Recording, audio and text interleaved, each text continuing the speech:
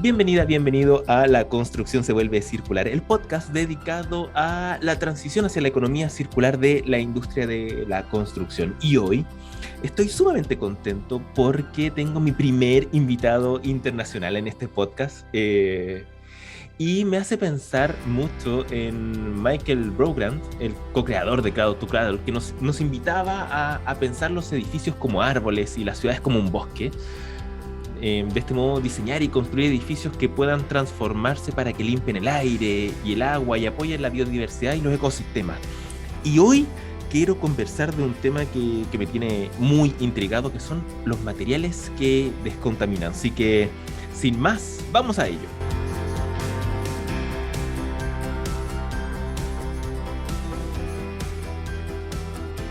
Muchas gracias por estar aquí nuevamente en un nuevo episodio de La Construcción se vuelve circular. Hoy me acompaña Daniel González Muñoz. Daniel es científico en la Universidad Autónoma de Madrid, donde está a punto de leer o defender su tesis doctoral, y además tiene un máster en nanociencia y nanotecnología molecular. Su campo de investigación está centrado en la nanotecnología con aplicaciones en fotocatálisis, que es el gran tema de hoy día. Es divulgador científico y ha desarrollado varios proyectos para acercar la ciencia a la sociedad. Daniel, muchísimas gracias por estar hoy día conmigo. Muchísimas gracias a ti, Felipe. Aprovecho para decir públicamente que gracias por invitarme a tu podcast. Estoy muy contento de poder venir aquí a hablar de ciencia y economía circular. Eso, para mí es un placer porque ya el título me tiene muy intrigado. Materiales que descontaminan, Daniel. ¿Cómo es eso? Eso es. De hecho, has nombrado a alguien hace un momento que hablaba sobre algo de imitar los bosques, ¿no? Algo así. ¿Cómo era Claro el que nombre que se me ha olvidado? el creador, uno de los creadores de Cradle to Cradle, nos dice, pensemos que los edificios no solo consumen recursos, sino que también pueden ser como árboles que entregan, ¿no? Que descontaminan, que aportan, que regeneran. Bueno, pues te voy a dar yo otro nombre que es el de Giacomo Chiamichan, que es Hola. un científico italiano bueno, investigó, por así decirlo, a principios del siglo XX, en torno a 1900, las primeras décadas del 1900, y él es, por así decirlo, muy famoso dentro del campo de la fotocatálisis, sobre todo en síntesis orgánica, porque para la época en la que hablaba, tenía una serie de argumentos como muy premonitorios, que te voy a decir ahora alguno y vas a pensar que es podríamos decir, un filósofo Actual. de ahora. Y él lo que decía es que o sea, en pleno auge del carbón y de los combustibles fósiles, él lo que decía es que él se imaginaba un mundo en el que hubiese grandes torres de edificios de cristal donde pudiese pasar la luz, y dentro de esos edificios hubiésemos ya descubierto el secreto de las plantas para poder aprovechar la energía del sol y crear procesos completamente limpios y que no necesitasen combustibles fósiles. Será Giacomo Chiamichan en el año 1912, fue cuando hizo Mira, esos justo argumentos. antes de la primera revolución, o durante más o menos la primera revolución industrial, entonces. Eso es, sí. Uno de los pioneros de la fotoquímica, en este caso. Mira, me hiciste acordar de un amigo que yo siempre decía, esto, la economía circular es el nuevo concepto, y me decía, lo que es nuevo es la economía lineal. Es como son los últimos años que hemos tenido la economía lineal. Economía circular hemos hecho toda la vida, solo que se nos olvidó durante un siglo. Sí, sobre todo ahora es un concepto muy importante, ya que empezamos a darnos cuenta de que no hay ninguna energía, por así decirlo, renovable que sea 100% limpia. Es decir, tanto la energía, aunque sea eólica o energía solar, tiene algo de contaminación el construir los elementos, la parte de la minería, por así Claro. que diríamos. Y una vez que las células fotovoltaicas o los molinos dejan de tener una vida útil, eso hay que reciclarlo de alguna manera, porque si no son residuos igualmente. Y aquí es donde la economía circular entra con mucha fuerza a Sí. partir de este tiempo, claro. Y yo creo que ahí lo interesante que me dices tú tiene relación con no solo con mantener los recursos en circulación, sino también rechazar, ¿no? A partir del ¿Es necesario que realmente construyamos esto, como quizás cambiar nuestros patrones de consumo en cierta medida? Porque disminuir el consumo también va a tener un efecto muy significativo. Claro. Si te refieres al consumo de cada ciudadano, ¿no? Claro, Sí, sí, sí. Efectivamente. pero bueno, vamos a lo que nos compete. Eso, ¿Cómo vamos es esto a de hablar ciencia? de fotocatálisis, claro. Fotocatálisis, ya es una palabra nueva. Cuéntame, ¿qué es la fotocatálisis? Bueno, pues la fotocatálisis, para que te hagas una idea, vamos a pensar en una planta. Una planta, todo el mundo conoce el proceso de fotosíntesis que hacen las plantas, ¿verdad? Donde cogemos Claro. CO2 y agua, bueno, y energía solar, por supuesto, y lo convertimos en azúcares o alimento para la planta y oxígeno. Bien, pues la fotocatálisis a grandes rasgos sería el proceso que trata de imitar artificialmente el proceso de fotosíntesis que hacen las plantas. Porque piensa que al hablar de energía solar, a todos se nos viene a la cabeza una célula fotovoltaica, ¿verdad? Claro, De una las que gran hay en planta. los tejados, etcétera. Pero, bueno, eso está muy bien, claro, pero eso lo que hace es convertir la energía solar en energía eléctrica. Sin embargo, la fotosíntesis lo que hace es convertir, la fotocatálisis lo que hace es convertir la energía solar en energía química. Es decir, convertimos la energía solar en energía química para romper y crear nuevos enlaces. Entonces, esto tiene un montón de aplicaciones, aunque no lo parezca, y aunque vamos a hablar de la descontaminación, la fotocatálisis como herramienta para la descontaminación, esto tiene, la fotocatálisis, aplicaciones en otros campos como, para que veas, la síntesis de nuevos combustibles, por ejemplo, es decir, para producir hidrógeno. Por ejemplo, se podría, tenemos el agua, pues podríamos separar el agua en hidrógeno y oxígeno, almacenarlos por separado y utilizar el hidrógeno como combustible. Se puede utilizar para, por ejemplo, para reducir CO2. Ahora que estamos hablando de procesos circulares, pues se podría reducir el CO2 y convertirlo en, bueno, pues metano, ácido acético, muchas cosas. Se puede utilizar también para la síntesis orgánica, para la síntesis de nuevos fármacos. O sea, tú piensas que un fármaco puede tener más de 30 o 40 etapas de síntesis, y con que solo en una de esas etapas seamos capaces de reemplazar un reactivo o algo que sea contaminante, como puede ser un oxidante o algo así, o un reductor, reemplazarlo por la luz solar o artificial, ya es un gran coste el que se ahorra, y además estás haciendo el proceso menos contaminante. Y por supuesto, lo que más asentado está a día de hoy en investigación, que es la degradación de contaminantes, tanto en aire como en agua. Por supuesto, para la construcción, que es lo que nos atañe, está centrado en la descontaminación del aire, tanto en interiores como en exteriores. Pero también se podría hacer en agua, es el mismo concepto. Oye, estoy súper intrigado, como que me vienen millones de preguntas. Lo primero, me gustaría saber cuál es el estado de avance, porque lo que nos cuentas resulta muy prometedor. ¿Cuál es el estado de avance de esta tecnología? Eso, pues fíjate, la fotocatálisis, con la cantidad de aplicaciones que tiene, sí que es verdad que, por ejemplo, la síntesis de combustibles está muy en periodo de investigación. La síntesis orgánica y de fármacos, sí que es verdad que las industrias farmacéuticas empiezan a incorporarlo en sus procesos en los últimos años, pero por suerte la degradación de contaminantes no es que esté asentada científicamente, es que ya es comercial. Es decir, hay muchísimas empresas, tanto en España, sobre todo empezó en Japón la historia. Los asiáticos en Japón son los que más avanzado tienen este proceso, pero tanto en España como en el resto de Latinoamérica hay muchas empresas ya que se dedican a hacer materiales de construcción, pues sobre todo cementos para exteriores, incluso en marquesinas, etcétera, etcétera, y también para interior, pues puede ser tanto en pinturas como materiales para hacer una mesa de escritorio o un armario, un mueble, etcétera, etcétera. ¿Y cómo funciona el interior? Porque entiendo que tiene relación con la luz solar. Eso es.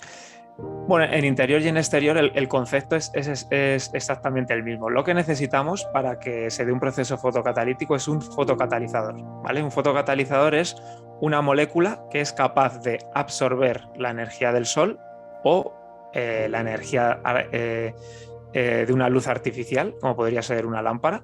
Ok.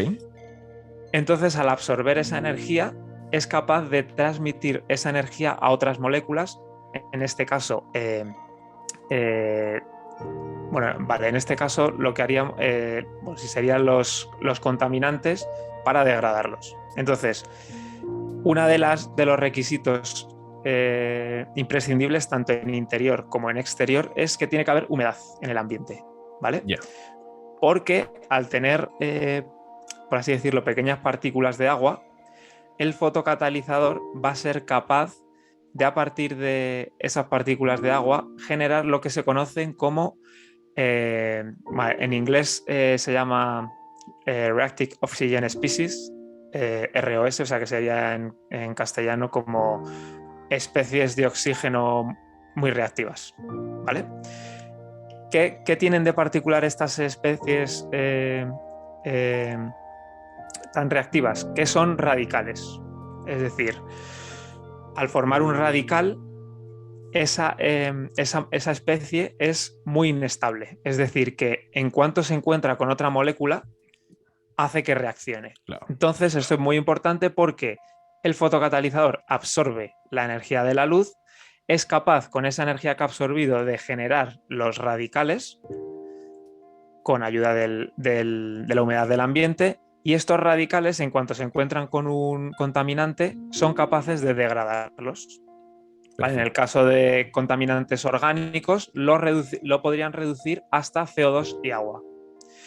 Y bueno, puede la gente que se esté preguntando que si lo reduce a CO2, al final estás, por así decirlo, generando un contaminante, pero no hay que preocuparse porque la cantidad de contaminantes que hay en partes por millón en el ambiente y el CO2 que se produce es despreciable comparado con el CO2 que hay contaminando bueno, por lo que sería pues, los coches y la industria. Es decir, el CO2 Independiente que si lo se llevásemos a genera gran escala. Sí, es despreciable. O sea, sería una cantidad de CO2 tolerable, por así decirlo. O sea, ten en cuenta que los contaminantes en la atmósfera están eso, en partes por millón. Entonces el CO2 es mínimo. Perfecto. Oye, Daniel, ¿este fotocatalizador se va perdona mi ignorancia, pero se va agotando en la medida que va funcionando? Eh, Claro, ahí estaría, pues ya depende del material fotocatalítico que tenga cada empresa, por así decirlo, y que normalmente tiene hechos estudios en los que se demuestra la durabilidad que puede llegar a tener. Pero, bueno, ya te digo, va dependiendo también de la superficie en la que tú lo apliques. Por ejemplo, no es lo mismo aplicar, imagínate, una pintura fotocatalítica, no es lo mismo aplicarlo en la pared de un edificio que aplicarlo en la acera por donde va andando la gente o por donde van pasando coches. En ese caso se ensucia mucho más y se degrada más. Normalmente el fotocatalizador que se utiliza en estas aplicaciones es el óxido de titanio, ¿vale? Ese es el fotocatalizador, por así decirlo, por excelencia, que mejor efectividad tiene.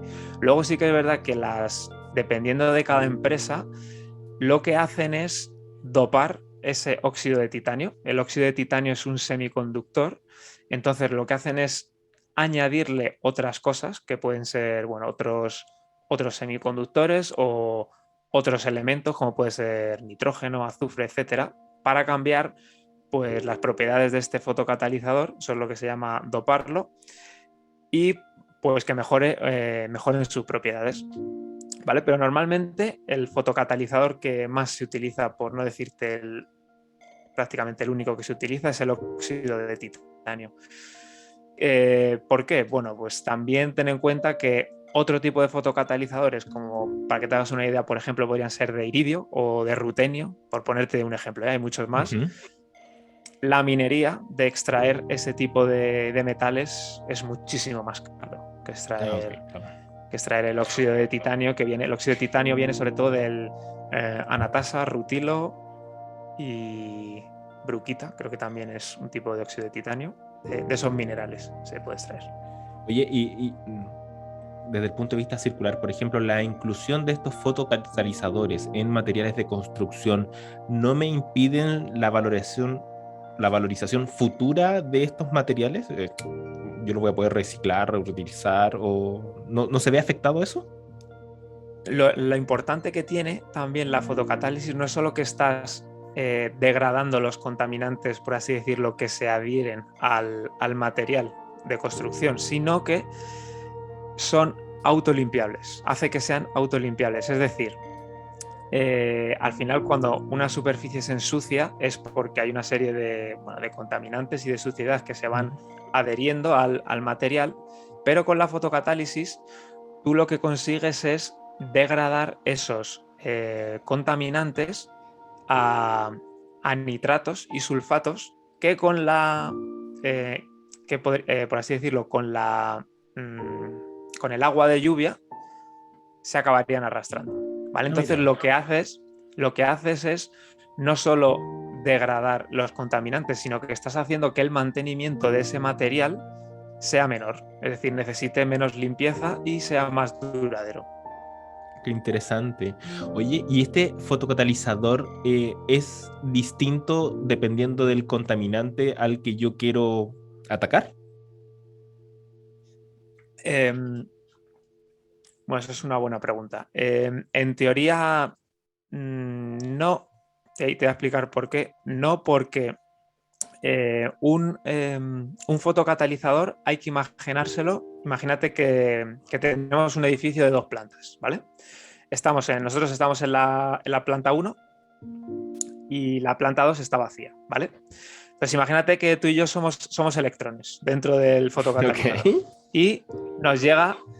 Estamos en la planta 1, ¿eh? Somos electrones y estamos en la planta 1. Nos llega la energía del Sol, entonces esa energía nosotros la absorbemos para saltar al piso número 2, ¿vale? Uh-huh.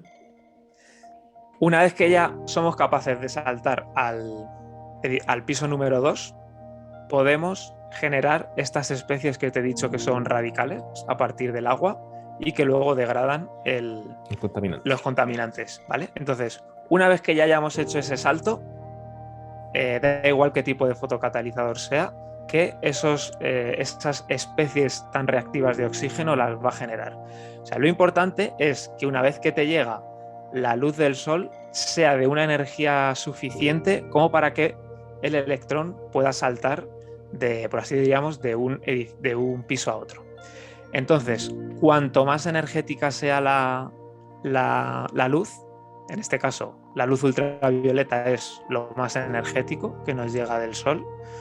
Sí, la radiación ultravioleta, al ser muy energética, es capaz de excitar esos electrones, es decir, hacer que salten a un nivel superior, por así diríamos, independientemente de cómo sea de alto el salto, ¿vale? Perfecto. Según nos vamos moviendo a una luz menos energética, es decir, ya aquí tendríamos que tener en la cabeza un arco iris, es decir, el ultravioleta está al lado del azul, es lo que continúa el azul, entonces según nos vamos moviendo de colores, azul, verde, rojo, lo último, eso es cada vez menos energético, es decir, cuanto menos energética sea esa luz, pues más difícil va a ser hacer saltar a los electrones de un nivel a otro, es decir, más pequeño va a tener que ser la distancia entre un nivel y otro. Entonces, a lo que íbamos, en exterior, por así decirlo, nosotros lo que aprovechamos es la luz ultravioleta que viene del sol. Entonces, el óxido de titanio tiene lo que se llama, ese salto que hay entre un nivel y otro se llama band gap. Entonces tiene un band gap, diríamos, alto, pero la luz ultravioleta es suficientemente energética para hacer que los electrones salten. Imagínate ahora que estamos en un edificio interior. Evidentemente no es muy recomendable poner luces ultravioleta artificiales, porque tendríamos que ir como en las cámaras de rayos UVA estas de los gimnasios, tendríamos que ir con gafas de estas de protección. Y además tendríamos que echarnos crema en el trabajo, tú imagínate, tener que echarte protector solar. Claro, para estar Entonces adentro. lo que se hace es utilizar, pues ahora pongamos, imagínate que ponemos una luz pues que sea de color azul. Bueno, o incluso, fíjate, una luz blanca, como la que tenemos en cualquier casa. Ahora lo que va a pasar es que el fotocatalizador se tiene que adaptar a esa radiación. Entonces, es lo que te comentaba antes, que se pueden dopar los fotocatalizadores. Entonces, al doparlos, tú puedes cambiar su longitud de onda de absorción. O sea, puedes, por así decirlo, elegir qué tipo de luz o qué color va a absorber mejor. ¿Vale? Para ayudarlo a ese salto finalmente. Eso es, eso es. Entonces, sí que es verdad lo que tú dices, que habría que estudiar si estamos en exterior, si estamos en interior, qué tipo de luz con qué tipo de luz vamos a irradiar, la potencia que tiene, para elegir el fotocatalizador que vamos a utilizar. Porque si utilizamos siempre el mismo fotocatalizador, puede darse el caso en que la luz que estamos utilizando no sea suficientemente energética para excitar los electrones y que puedan dar ese salto que permite crear las especies reactivas de oxígeno. Ah, mira. Oye, ¿y qué ejemplos ya? Porque hemos hablado de pintura. Pintura para los revestimientos fue un ejemplo, pero ¿qué ejemplos tenemos en la construcción de estos materiales? Pues, por ejemplo, fíjate, hace poco aquí en Madrid se instaló una superficie en el suelo de una calle. O sea, cemento fotocatalítico, ¿vale? Entonces, en una calle que es peatonal, se añade este cemento fotocatalítico, y cuando la luz del sol le está irradiando el suelo, pues está degradando los contaminantes que pueda haber en la atmósfera, como pueden ser óxidos de nitrógeno, por ejemplo, contaminantes orgánicos como pueden ser incluso virus y bacterias, ¿vale? Óxidos de azufre también se pueden descontaminar. Entonces eso, pues bueno, va dependiendo también un poco de la atmósfera en la que nos encontremos. ¿Y cómo ves el futuro para la inclusión de estos materiales catalizadores en la industria de la construcción? Bueno, pues yo creo que es una herramienta muy, muy potente y que vamos a empezar a escuchar cada vez más en nuestra sociedad. Pero hay que tener una cosa en cuenta, ¿vale? Que es, yo sé que la gente puede pensar que ahora mismo estamos tú y yo aquí hablando de materiales descontaminantes, y que puede estar pensando, bueno, pues perfecto, pintamos toda una ciudad con la pintura esta fotocatalítica y se acabó la contaminación, ¿no? Claro. Bueno, pues no es tan bonito como parece. Es decir, la contaminación que hay en la atmósfera a día de hoy en el planeta solo se puede reducir si dejamos de utilizar combustibles fósiles, ¿vale? No hay más. O sea, hay que dejar de utilizar coches con gasolina, dejar de utilizar o intentar utilizar lo menos posible combustibles fósiles en la industria. Y la fotocatálisis, yo lo veo como esa herramienta que va a hacer que, una vez que ya hayamos dejado de utilizar combustibles fósiles, va a hacer que nuestras ciudades sean mucho más limpias. Es decir, porque los combustibles fósiles generan una serie de contaminantes, como pueden ser CO2, los óxidos de nitrógeno que desprenden los tubos de escape de los coches, óxidos de azufre, etcétera, etcétera. Pero hay otro tipo de contaminantes como ahora te acabo de decir, que pueden ser, imagínate, virus o bacterias, que eso pues no podría evitarse por el simple hecho de dejar de utilizar combustibles fósiles. Entonces la fotocatálisis sí que entra como esta herramienta que podría ayudar a hacer los espacios más limpios. Y además, como te comentaba al principio, hacer que los materiales sean más duraderos, porque son autolimpiables. Claro, claro. Nos permite ambientes más sanos finalmente. No es que no te imaginas la fotocatálisis como una solución al cambio climático, sino más bien Claro, como un es como una complemento. herramienta extra. Claro, Eso es como una herramienta extra. Y sobre todo piensa ahora lo importante que es a partir del problema del coronavirus, lo importante que es la calidad del aire en interiores. Porque, bueno, ya aparte, no sé si conoces el concepto del el síndrome del edificio enfermo. Sí, Esto acá lo conoces, lo ¿verdad? vemos mucho también en nuestras ciudades. Eso es que, bueno, pues al final en espacios cerrados donde se utilizan pues agentes de limpieza, etcétera, etcétera, puede hacer que el ambiente tenga una serie de compuestos en mayor concentración de la que se debería, como es los famosos COPs, que serían los compuestos orgánicos volátiles, por ejemplo. Bueno, pues este tipo de compuestos, la fotocatálisis también puede ayudar a erradicarlos. Entonces, de cara al interior de los edificios, la fotocatálisis creo que va a ser una herramienta muy, muy importante. Súper. Oye, se nos pasó el tiempo volando. Muy, muy interesante el tema. Y en la construcción se vuelve a circular tenemos una tradición, Daniel. Y la tradición es que nuestro invitada o invitado nos da una buena noticia que nos muestre que las cosas están pasando y nos deje esperanzados para seguir trabajando por una industria de la construcción cada vez más circular. Así que te invito a darme una buena noticia.